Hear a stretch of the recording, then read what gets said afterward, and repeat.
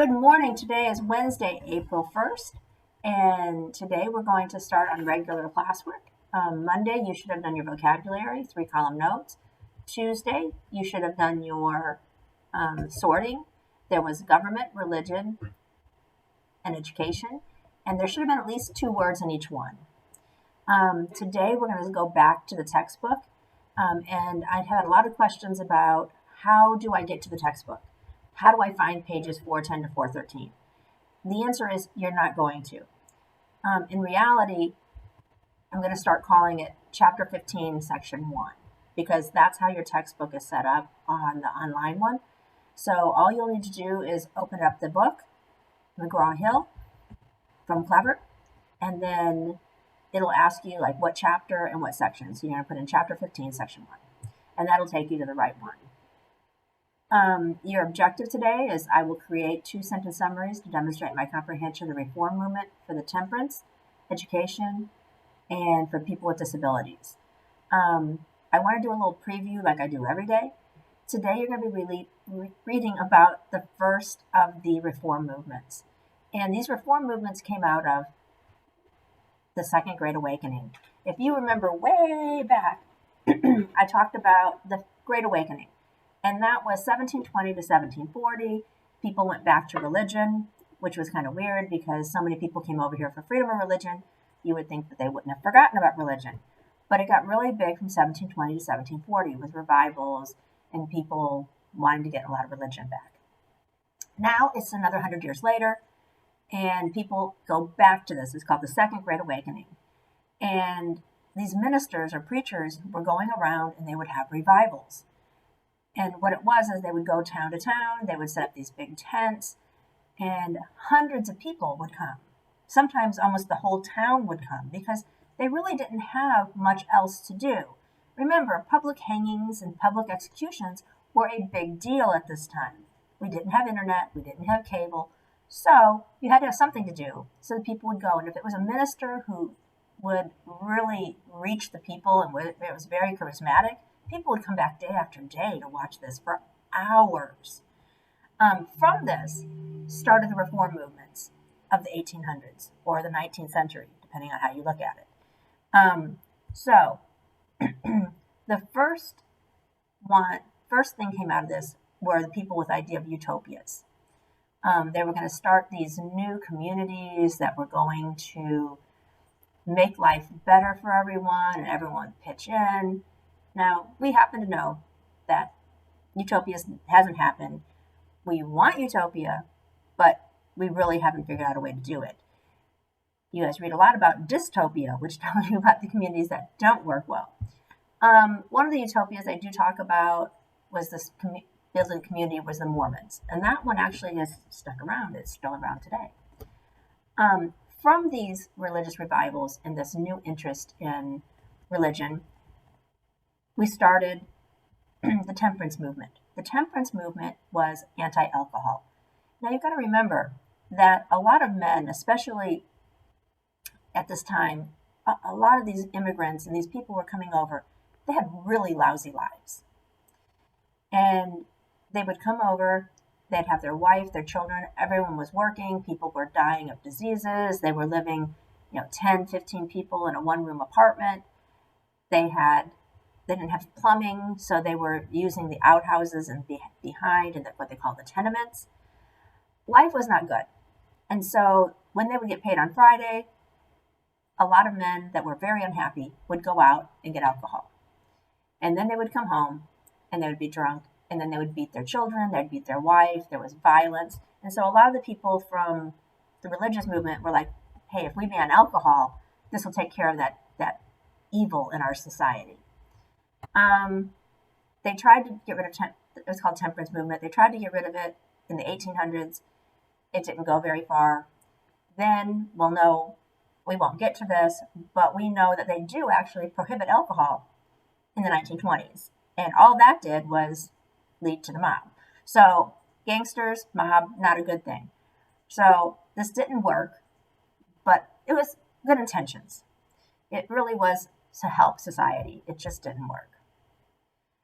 The next movement that you're going to read about is education. at this time, to become a teacher, all you had to do was be able to read and write. And at the beginning of the United States history, it's only men who were teachers.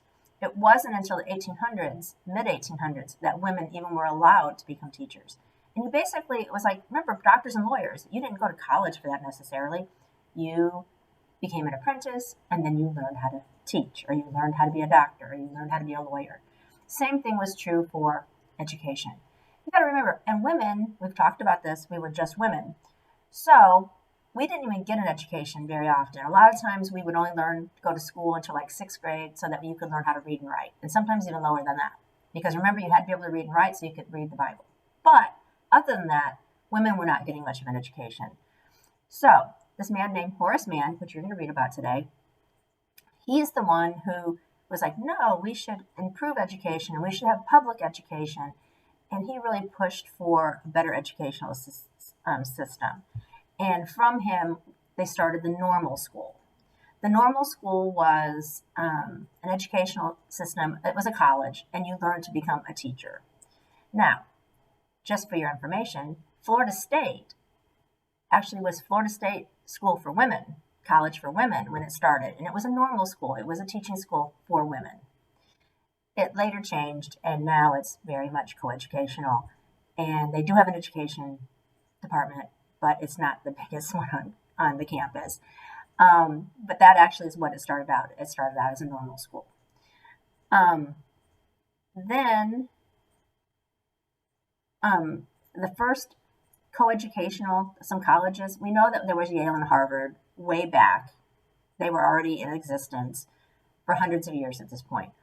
But Oberlin College in Ohio, it was a religious school. And they actually allowed women and African Americans to attend their school.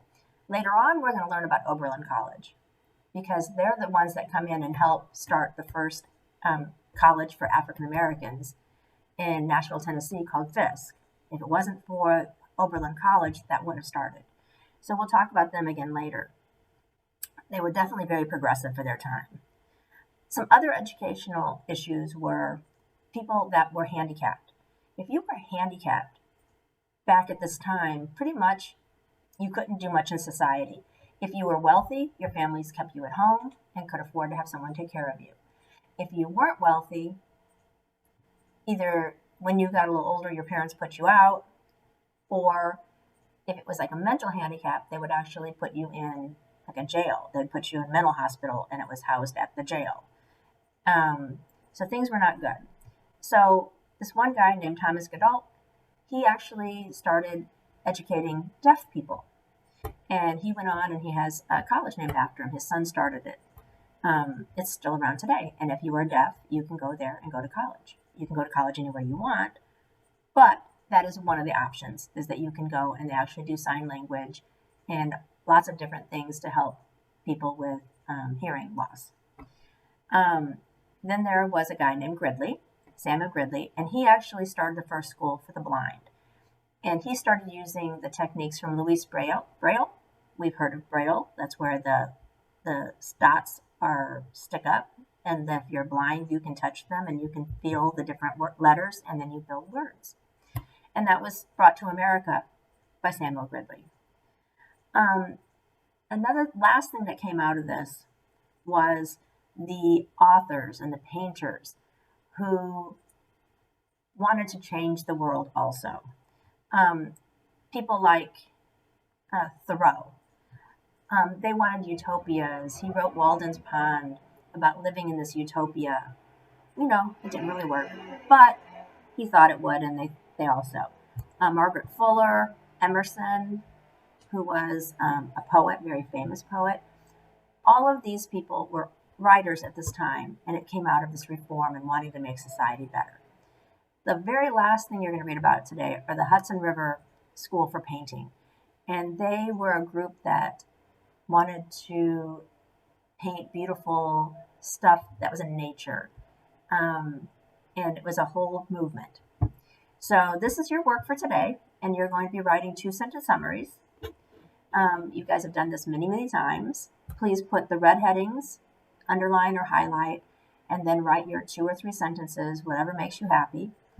And I will have you turn this in by Sunday night. When you get all 5 Monday, Tuesday, Wednesday, Thursday, Friday done, turn them all in together. It's just easier for me to grade so I don't miss anybody and miss an assignment.